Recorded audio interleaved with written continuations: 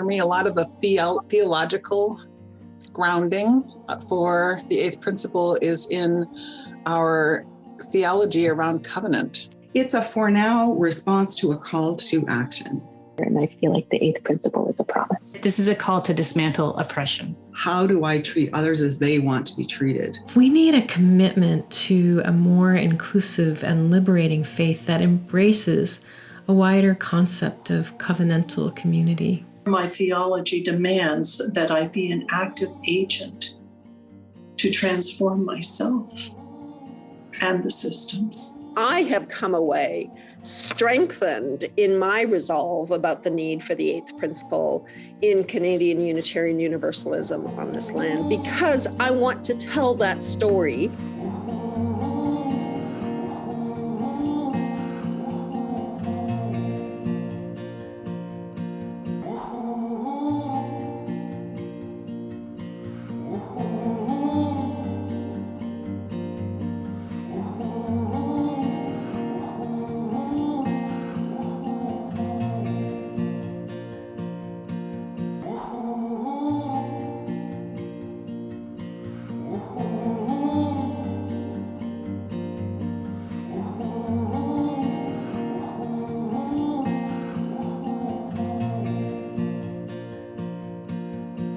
May your love be pure like an eagle, wisdom be under every stone you turn.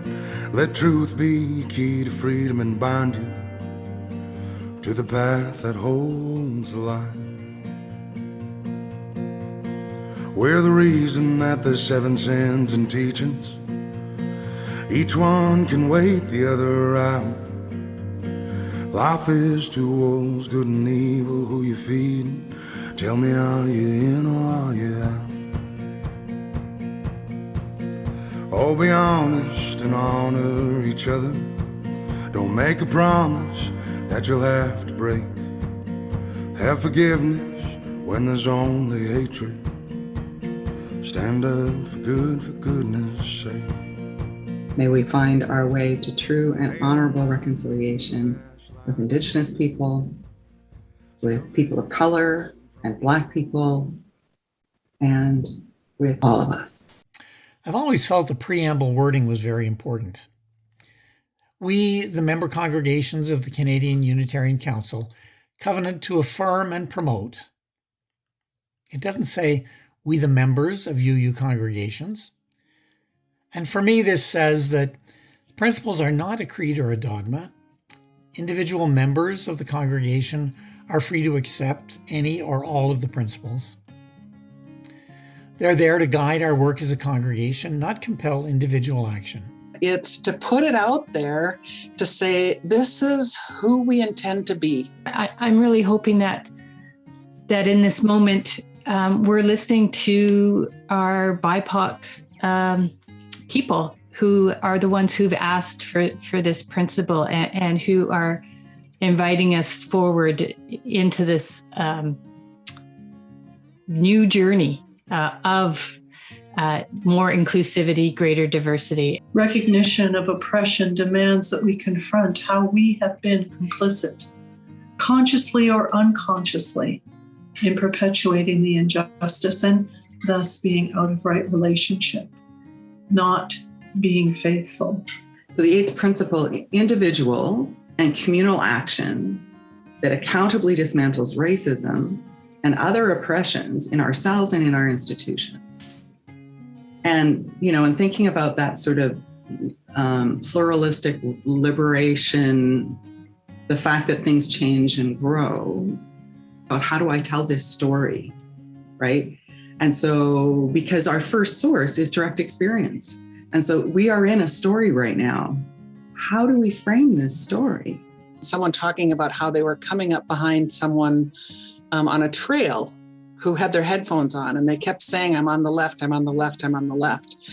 And the person didn't hear them because they had their headphones on. And then they ended up having a bit of a collision because this person was completely unaware of that person's reality. And I just got to thinking about how my white privilege is like having on headphones, where you're able to put those headphones on and tune out the pain that's happening or the reality for other people. And a lot of this whole eighth principle thing is around learning to take off those headphones. We have increased, deepened our awareness of oppressions and our willingness to hear the voices of those on the margin. This awareness and willingness calls us to listen deeply, to learn, and to act. There are so many promises and commitments that we can make to each other that are aspirational until we actually live them. And then in living them, they change us as much as we change them.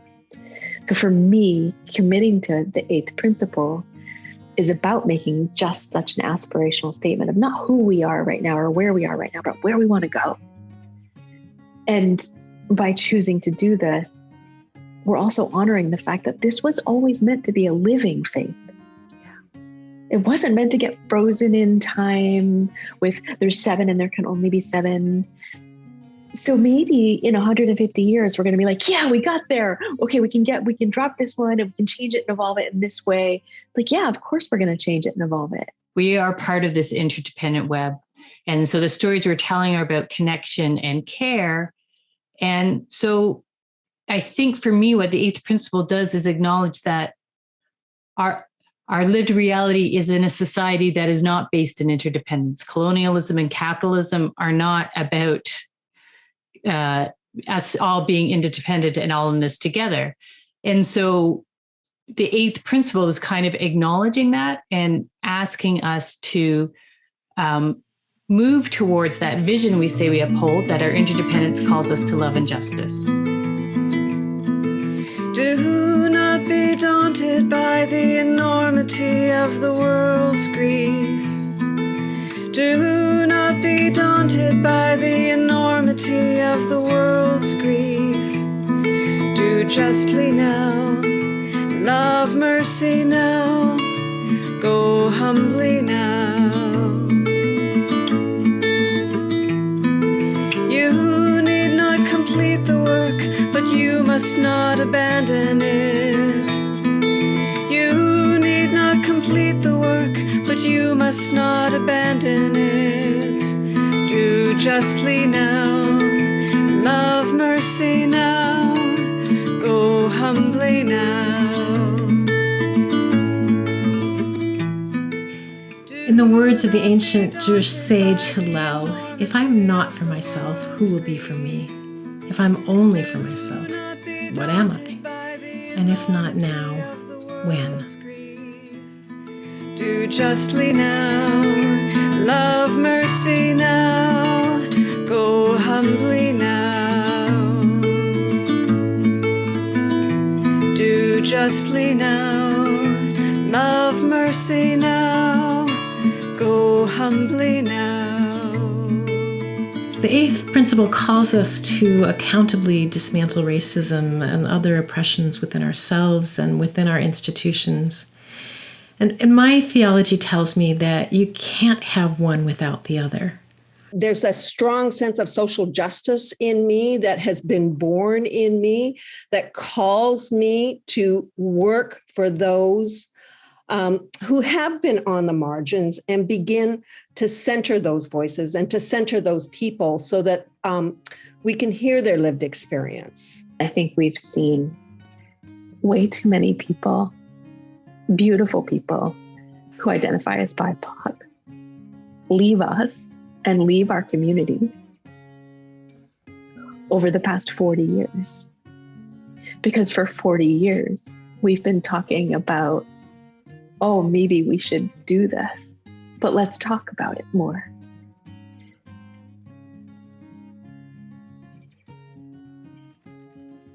If we make this a principle,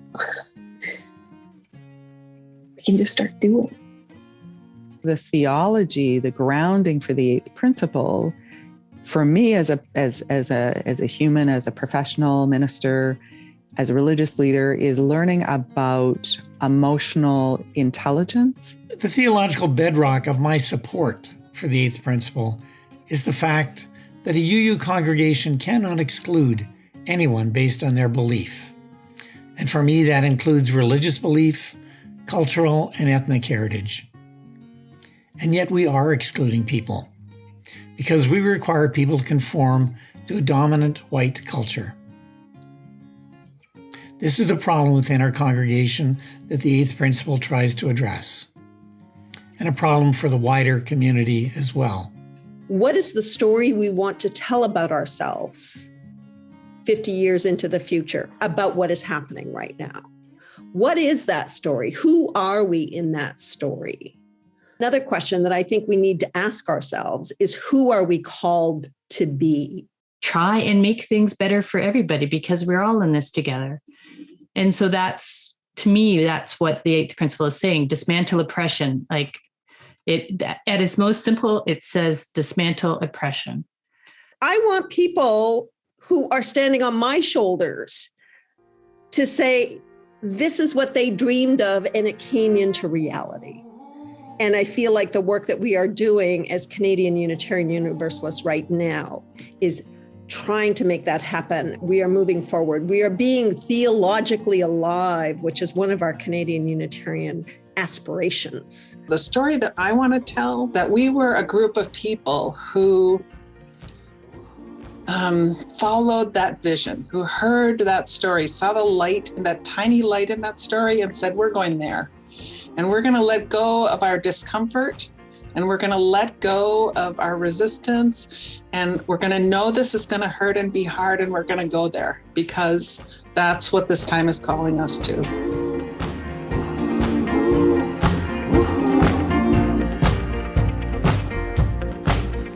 May your love be pure like an eagle, wisdom be under every stone you turn. Let truth be key to freedom and bind you to the path that holds the light.